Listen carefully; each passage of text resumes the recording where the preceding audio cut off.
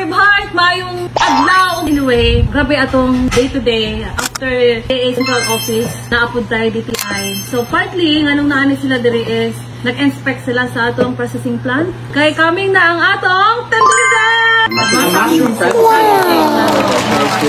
So, kumusta mo? Good! For sure, good me, mga Kabib Heart. Good sila. Good mo? Yes, good. Very good. Very good sila, mga Kabib Heart. So, maminaw lang ko kung sa ilang assessment, mga Kabib Heart. Teacher. Yes, so during the inspection, as what you have said, ganiha na from the DA, right? Which is, I won't state na lang the amount, no? So, I think it's a good thing because need siya og rehabilitation sa inyong area.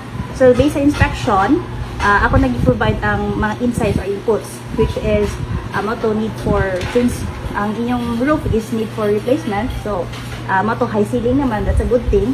Ako lang i-add up is that you provide exhaust sa kung ano yung area since you're processing mga spice like the turmeric. So, mapo na ang concern. So, para dili init sa area.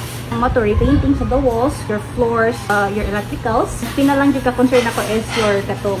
I think I have provided input lang po regarding sa inyong entrance for your employees. Or I provided suggestion na i-move siya to other area because doon lang siya sa entrance, sa production entrance. And then, anyways, mato, nagpan ko nimo na I would like to ask the layout para ma-layout na asa yung dapita for the locker area for your employees. Since mag-provide man yun mo adto. And then, asa ang hygienic o unhygienic area kita. So, mara to siya. Anyways, it's a good thing na ongoing or pandong na to nga rehabilitation. So, wa pa nabuhat na input na nato ang unsay ang i-input.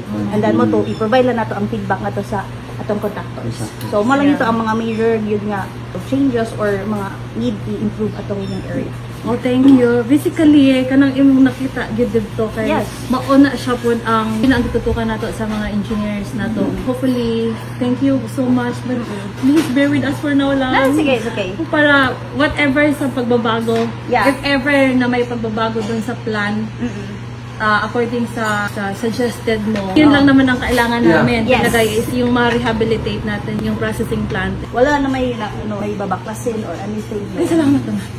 No. I'll just provide lang information nga. Add lang this. But thank you so much for all your time and efforts. Thank you for inspecting us. For accommodating. Of course, that's always naman. Oo, you're always been accommodated. Rest assured na I will do our part also to provide. So far, okay naman? Sa pa magsamit mo. Sige lang. Ipadayon lang jud ta, ma'am. Maragin na siya. After the rehabilitation, then we will inspect and then launching. So that's I'm happy for that launching thing. Hopefully, mag-launch na lang tayo sa DTI. Yeah, it's done already. Kanang tapos na siya. Para nindot po mo, pag-launch na po. Nana dito ang mga machines ni DTI. Hapsay. Hapsay. Congrats again. Congratulations, everyone. So there you have it, mga Kabib Heart. There's lots of ganap for today. Very grateful at the same time. So thank you sa inyong pag-anhid diri. See you again next time. Bye-bye! Bye!